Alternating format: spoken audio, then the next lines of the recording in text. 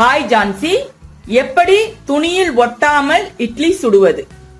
Hi friends, எப்படி துணியில ஒட்டாம இட்லி சுடுறதுங்கிறதுக்கு சின்ன சின்ன டிப்ஸ் இருக்கு. அதை ஃபாலோ பண்ணா உங்களுக்கு இட்லியும் பந்து பந்தா வரும். ஆல்ரெடி இட்லி சுடுறது எப்படி அப்படிங்கறதுக்கு உண்டான ஃபார்முலா, மாவுடைய ஃபார்முலாலாம் நான் போட்டிருக்கேன். அந்த வீடியோ பார்த்து ரெஃபர் பண்ணிக்கிங்க.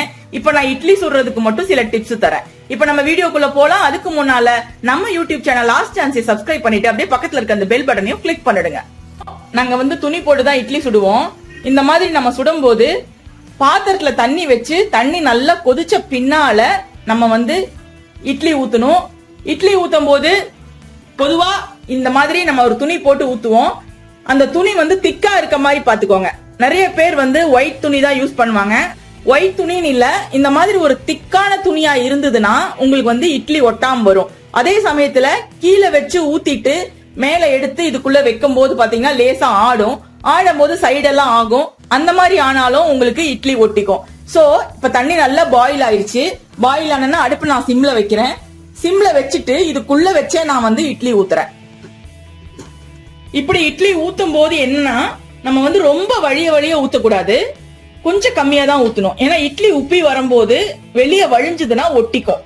சோ கொஞ்சம் கம்மியா நீங்க ஊத்துங்க. இந்த மாதிரி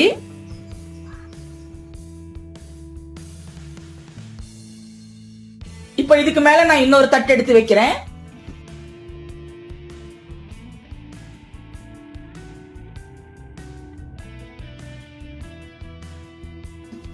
இப்ப நான் ஊத்திட்டேன்.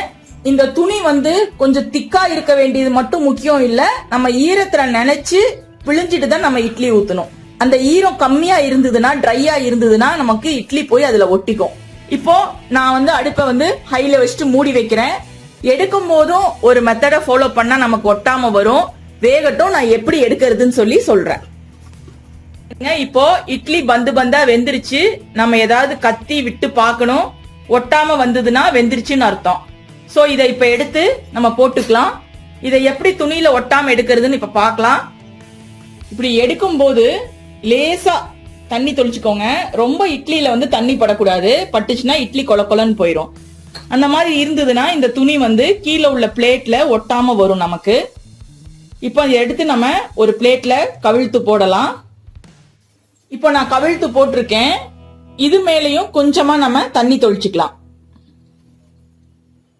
ரொம்ப தொளிக்க கூடாது, சும்மா கொஞ்சம் இப்படி தண்ணி தொளிச்சுட்டு இப்படி எடுத்தோம்னா அழகா பாருங்க, அப்படியே ஒட்டாம சூப்பரா வருது பாருங்க.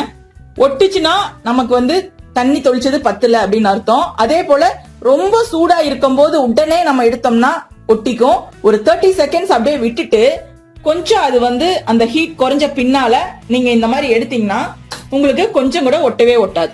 இப்ப பாருங்க, அழகா ஒட்டாம வந்துருச்சு பாருங்க. அப்படியே மல்லிப்பூ இட்லி, சூப்பரா சாஃப்டான இட்லி நமக்கு கிடைச்சிருச்சு. சோ இந்த இட்லி ரெசிபி ஆல்ரெடி கொடுத்துருக்கேன். சோ நமக்கு அது தேவையில்லை. இப்ப இட்லி எப்படி பந்து பந்தா ஒட்டாம எடுக்கிறதுன்னு மட்டும் இந்த வீடியோல சொல்லியிருக்கேன். இந்த வீடியோ பிடிச்சிருந்தா லைக் போட்டு உங்க ஃப்ரெண்ட்ஸ் கூட ஷேர் பண்ணுங்க. மறக்காம நம்ம யூடியூப் சேனல் ஆஸ்க் ஜான்சியை சப்ஸ்கிரைப் பண்ணிடுங்க. தேங்க்யூ. ஆஸ்க் ஜான்சியை கேளுங்கள். கமெண்டில் கேட்கப்படும் உங்கள் சந்தேகங்களுக்கு அடுத்தடுத்த வீடியோக்களில் விரிவான விளக்கங்கள் தரப்படும்.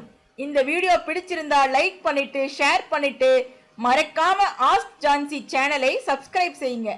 நன்றி.